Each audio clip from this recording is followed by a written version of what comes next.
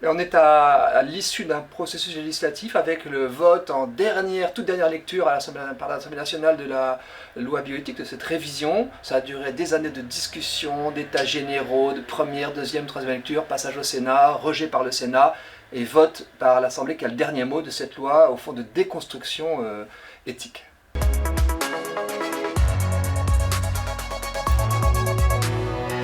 Le processus législatif a été respecté jusqu'au bout, mais en piétinant à la fois la consultation que le président de la République avait promise. Il avait prétendu que ce serait un débat apaisé, qu'on aboutirait à un consensus. Il n'en est absolument rien.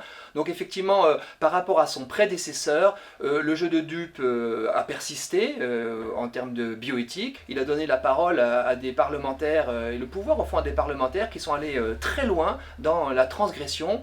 Je pense qu'il assume ce côté, on dit disruptif, c'est-à-dire casser les choses, casser les repères. Ben, tant pis, l'être humain en fait les frais, les plus fragiles en font les frais. La défaite, c'est pour l'humanité, c'est aussi pour la voix de la France en matière éthique, en matière des droits de la personne. C'est la fin d'une certaine bioéthique à la française pour le moment. On peut encore aller plus loin, et d'ailleurs, dès maintenant, toutes sortes de voix s'élèvent pour qu'on casse encore toutes ces digues qui ont prétendu nous rassurer sur la loi actuelle. La France résiste encore sur la question normalement de la non-marchandisation du corps.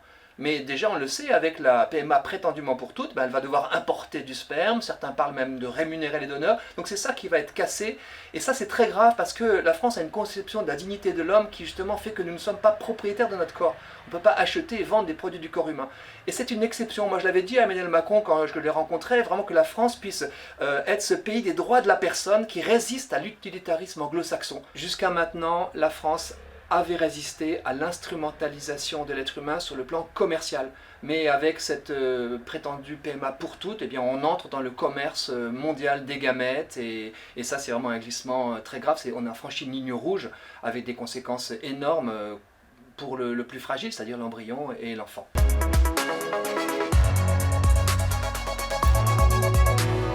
Là, cette fois-ci, on va très très loin, à la fois dans l'instrumentation de l'embryon humain, et c'est ce que nous avons révélé avec le vote d'autorisation de chimères animales-hommes, adjonction de produits humains aux embryons d'animaux, d'embryons génétiquement modifiés, ça c'est autorisé également, et puis bien sûr la réforme emblématique dont on a beaucoup parlé, mais qui a un peu caché tout le reste, l'autorisation pour toute femme d'avoir accès à du sperme gratuit, financé par nos impôts, pour donner naissance à des enfants privés de père, soit pour des femmes seules, soit pour deux femmes qui vivent ensemble. Ce qu'on appelle improprement PMA pour toutes, parce que ça ne concerne absolument pas toutes les femmes. Beaucoup de femmes, pour des raisons à la fois médicales, d'âge, etc., ne pourront pas avoir accès à cette procréation artificielle. Le fait, par exemple, de voir le président de la République tweeter la PMA pour toutes. Désormais, toute femme a droit à une procréation médicalement assistée. Ça casse le système et le modèle. Ça laisse à croire qu'on peut avoir des enfants de manière artificielle, sans père. Donc ça renvoie aussi les hommes à une forme d'irresponsabilité paternelle. Quand on dit aux hommes, on va nous faire de grandes campagnes certainement pour nous demander de donner notre sperme, comme si c'était responsable de donner sa paternité sans l'assumer. Ça a des conséquences immenses culturellement. Et concrètement, des enfants vont naître qui seront privés de père, avec l'estampille de la loi, de l'État, de la justice.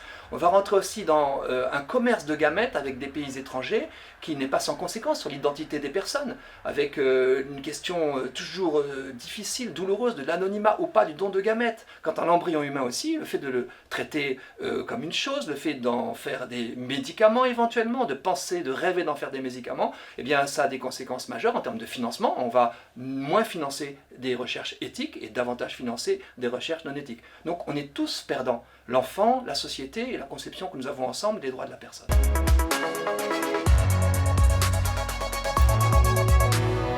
L'Église a raison de demander ce moratoire car nous subissons au fond une bioéthique du glissement continu, aboutissant à une loi qui n'est à la limite ni éthique, ni bio d'ailleurs. Et donc il faut arrêter de se faire piéger à chaque fois par des lois qui visent simplement à avaliser la transgression suivante en préparant celle d'après.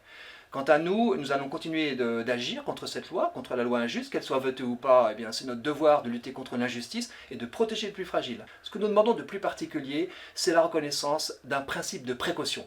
La Constitution le reconnaît en matière de nature et d'environnement, nous le demandons en matière d'être humain. En matière d'être humain, ce principe de précaution devient un impératif de protection et c'est cela qui la garantie des droits universels de la personne. Il est essentiel que la vérité soit dite.